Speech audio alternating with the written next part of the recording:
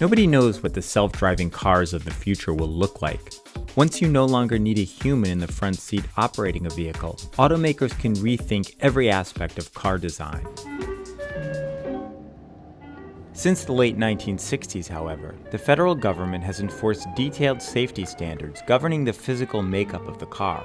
Virtually every part of the car has had a standard written about it. There's about 100 different subjects that have been covered both in advanced notices and in actual standards. The federal rulebooks, which have expanded over the years, have specifics on everything from rear-view mirror and steering wheel placement to the shape of the vehicle and the exact placement of the seats. Since self-driving cars don't need rear-view mirrors, steering wheels, or even seats necessarily, what should the federal government do with its roughly 900 pages of regulations? I will make the contention that will rattle the cage of some people in the auto regulation business that basically the entire vehicle code can be boiled down to be safe and do not unfairly get in the way of other people.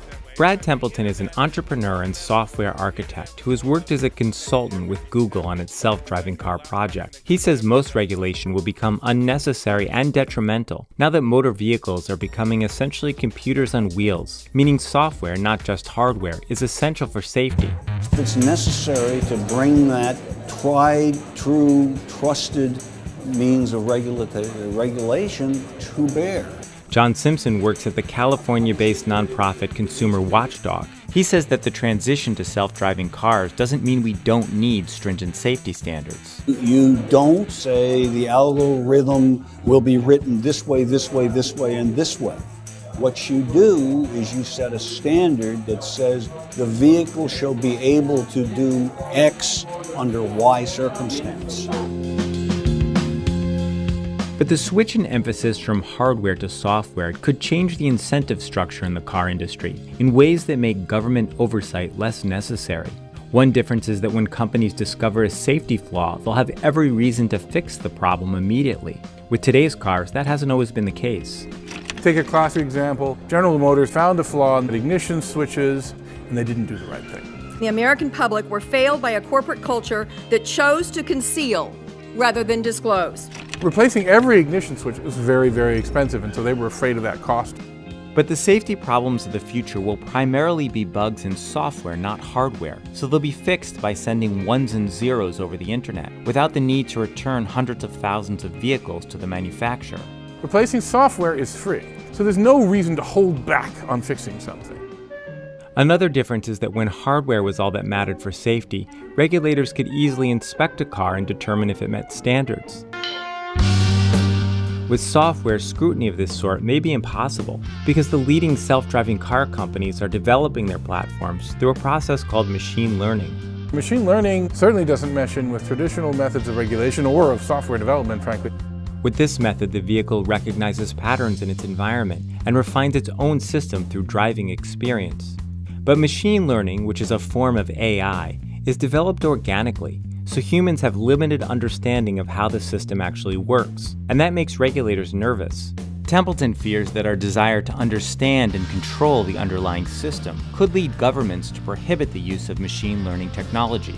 It turns out that they do a better job, but we don't know why. We'll be in this situation of deliberately deploying the thing that's worse because we feel a little more comfortable that we understand it. Good. You should be made to do it. It's as simple as that.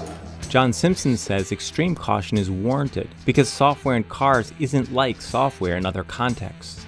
It's one thing to test Gmail in beta mode that glitches and you lose your messages and you say, oh, hell's bells, I lost my messages, and software that when it glitches actually might kill you.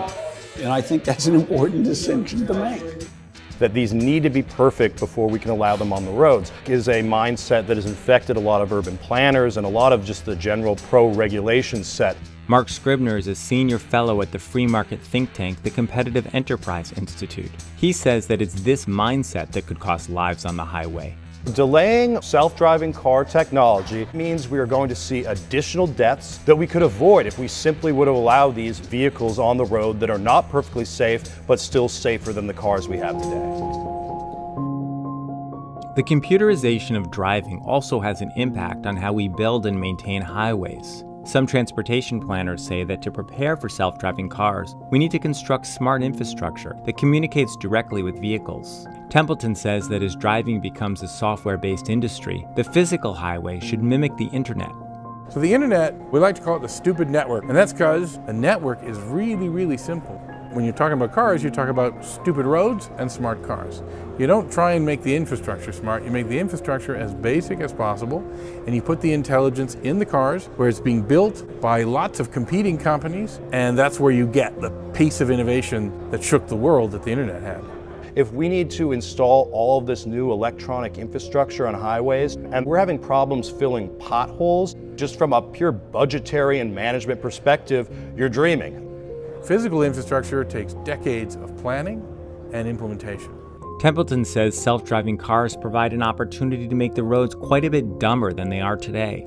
You take what infrastructure you do need to have and you move it into the cloud.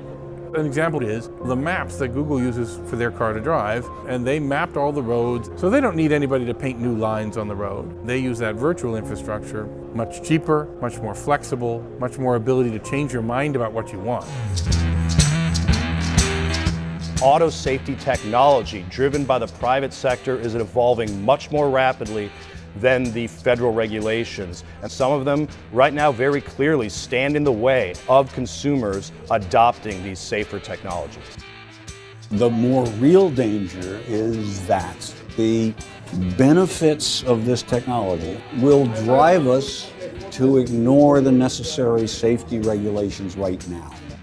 The impact that computers will have on society is really, really big here. You need a world where people are free to come up with new innovations that everyone else thinks they're crazy.